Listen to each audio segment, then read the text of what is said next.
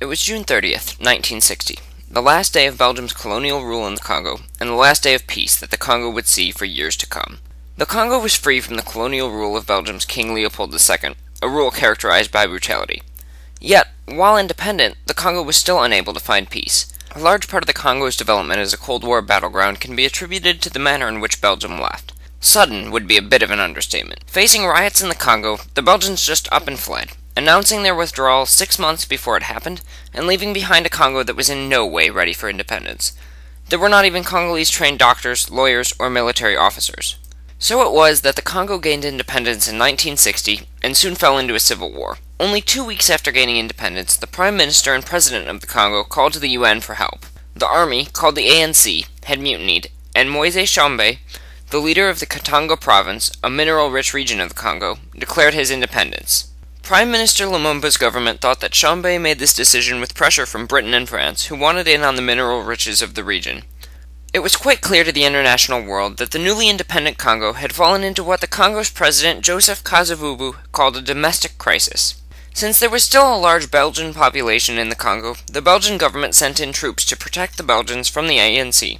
Meanwhile, the Congolese appealed to the United Nations, which attempted to oversee the withdrawal of Belgian forces, restore public order, and prevent the crisis from drawing in the superpowers, all without interfering in local politics. Prime Minister Lumumba's first choice for help had been the superpowers, but they wanted nothing to do with the conflict at first. Both the USA and the USSR simply referred Lumumba back to the UN when he turned to them for help. It seems that, at the time, neither the USA nor the USSR considered the Congo to be of vital interest. The UN was therefore the best remaining option. It was critical to the UN that the Belgian troops be withdrawn and replaced with UN troops, but the Belgians would not agree to this until some stability was achieved in the Congo, which essentially required the UN to disarm the ANC and Katanga's regime. However, the UN force, which was called the ONUC, was unwilling to attack Katanga's regime because it would take the ONUC beyond its intended role as a peacekeeping force. Discouraged with the UN's reluctance to use force, Lumumba once again appealed to the United States for help, but was refused because he was considered too unreliable for long-term relations. Instead, he turned to the Soviets, who immediately responded with equipment and personnel. The Soviet change of heart came largely as a result of Soviet interest in the conflict that was generated by the ONUC's method of dealing with it. The USSR took the opportunity to condemn the ONUC as a culturally and politically pro-Western force, denouncing the UN's failure to confront what they saw as imperialism in the Congo. Further, the Soviets claimed the UN was acting against the best interests of the new African and Asian nations in the UN, and that the Secretary-General was responsible for a Western conspiracy in the Congo. Naturally, Soviet aid drew the attention and anger of the United States, whose government saw the Soviets' aid as a violation of the UN resolution. Also, because Lumumba accepted Soviet assistance, U.S. officials considered him a communist and a threat to the region. The crisis in the Congo demonstrated that UN involvement could cause a situation to deteriorate further and draw in superpowers, broadening the conflict. It also demonstrated that where the UN failed to provide satisfactory results, the superpowers were more than happy to step in and act in their own interests. Therefore, by September of 1960, the Cold War was entering Africa, and the Congo was becoming a Cold War battleground. Another important development in 1960 was the dismissal of Prime Minister Lumumba by the President Kasavubu in September. At this point, the UN force was indisputably a factor in the Congo's internal politics. Andrew Cordier, the Secretary-General's Congo representative, tried to cool down the situation by closing all the airfields and shutting down the capital's radio station. Ironically, this had the opposite effect. It aided Lumumba's enemies because Lumumba could not mobilize loyal troops or communicate with the people to sway them to his side. This added to the conflict in the Congo because Lumumba felt betrayed by the UN. Further, it led to increased tension within the UN, mostly along ideological lines. The USSR was convinced that the UN was a pro-Western force, a belief that was only bolstered by the results of Andrew Cordier's failed plan. In the middle of September, the Congolese army commander, Mobutu, declared an army coup, expelling all Soviets and Eastern Europeans from the capital city. The Soviets suspected that the West was behind these actions, and the UN Secretary-General feared that Lumumba would end up asking the Soviets for help. Much to the surprise of everyone involved, Mobutu then teamed up with the president, Kasavubu. Facing the wrath of this new alliance, Lumumba turned to the UN for protection instead of the Soviets. In November, the UN tried again to make peace in the Congo and accepted a delegation from Mobutu and Kasavubu, thus recognizing their regime in the Congo. Lumumba was infuriated by what he saw as a second betrayal by the UN, so he left the protection of the UN in order to reach his supporters and organize a new attack.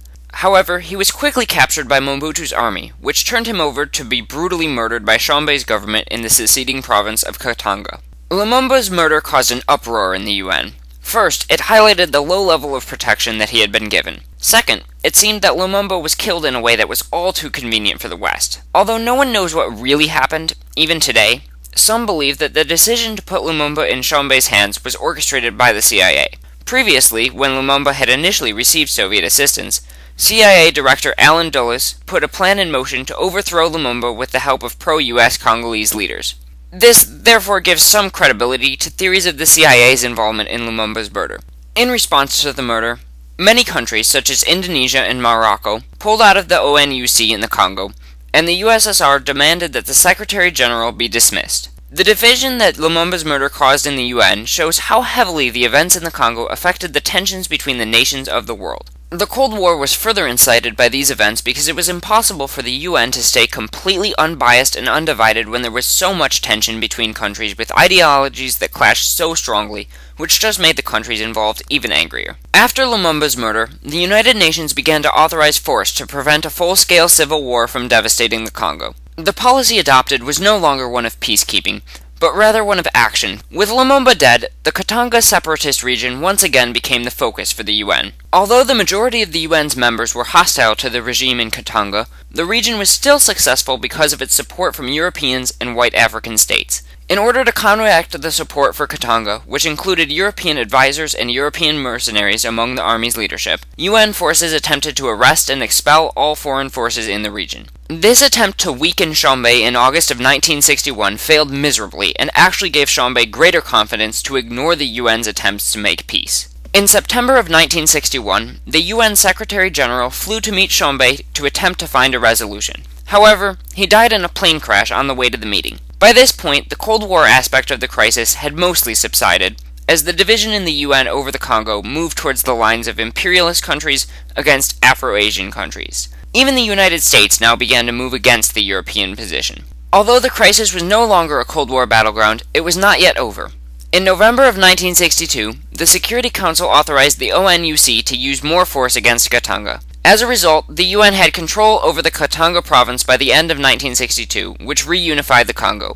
ONUC forces remained in the Congo until they were withdrawn in June of 1964. The UN presence had gone, but Colonel Joseph Mobutu, who came to power at the end of the crisis, continued to be aided by the United States. In 1965, Mobutu seized power, later renaming the country Zaire and himself Mobutu Sese Seko. He turned Zaire, or the Congo, into a springboard for operations against Soviet-backed Angola, and thereby ensured continued U.S. backing and renewed the nation's importance in the Cold War, although it was still not a battleground. However, Mobutu also made Zaire synonymous with corruption. Mobutu Sese Seko remained in power as head of state of the Congo for the next 3 decades under a reign of crime and corruption. The crisis in the Congo profoundly illustrates how the UN failed to keep the peace of the region and how the government the UN created in the region was far from successful. Instead, the UN, however unintentionally, created and facilitated the Mobutu regime, which, until it was recently ended,